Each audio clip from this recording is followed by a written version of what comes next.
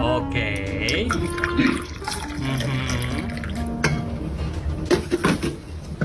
Okay. Ano yan? Ano yan? Ano yan? Kape sa umaga may wine? Kaya pala para kang lasing.